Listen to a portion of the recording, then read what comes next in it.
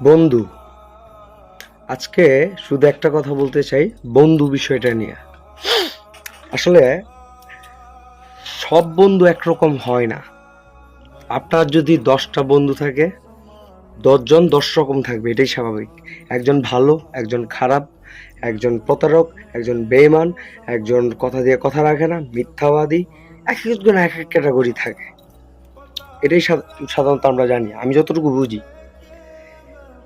At least এখন যদি আমি বলতে যাই, আমি অনেক ক্ষেত্রে শুনেছি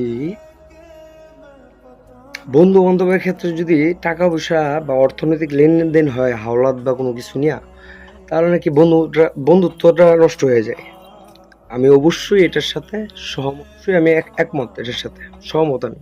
ইয়েস, বন্ধু বান্ধব এটা সম্পর্কটা নষ্ট হয়ে যায় শুধুমাত্র টাকা হাওলাত বা কোনো কিছু করতে গেলে বা দিতে গেলে। কিন্তু এখানে একটা কথা আছে, ছোট করে বলি। জাস্ট আজকে থেকে 7-8 বছর আগে এক বন্ধু যদি একজন বন্ধু, তার কেউ ছিল না, তার ফ্যামিলির কেউ ছিল না, তার মানে কেউ হেল্প করার মতো তার আত্মীয় স্বজন কেউ ছিল না। তখন সে তার বন্ধু বান্ধবের কাছ থেকে যতটুকু পারছে মোটামুটি সবার কাছ থেকে টুকটাক টুকটাক করে মোটামুটি বেশি কম বেশি করে নিচে নিয়ে সে তার একটা ব্যবসা বিজনেস সাজাইছে। সাজানোর পর তার বিজনেসটা মোটামুটি ভালোই গেছে। সে অবশ্যই একটা সৎ লোক, ভালো লোক, তাই হয়তো বিজনেসটা ভালো গেছে, ইভেন্ট এখন ভালো আছে, এখন অনেকটা ভালো আছে।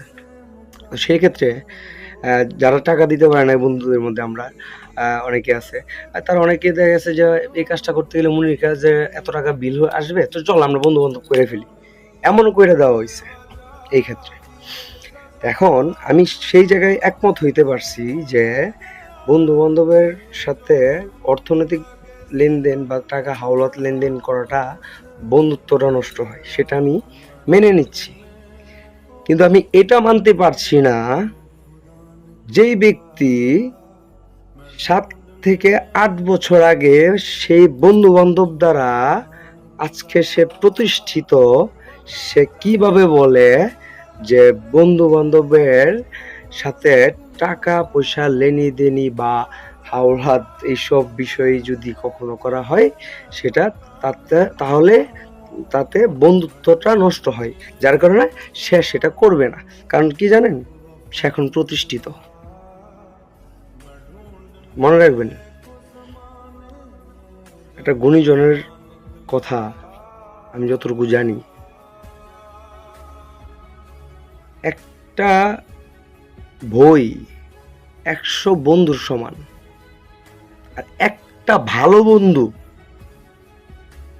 পুরো লাইব্রেরির সমান। Thank you.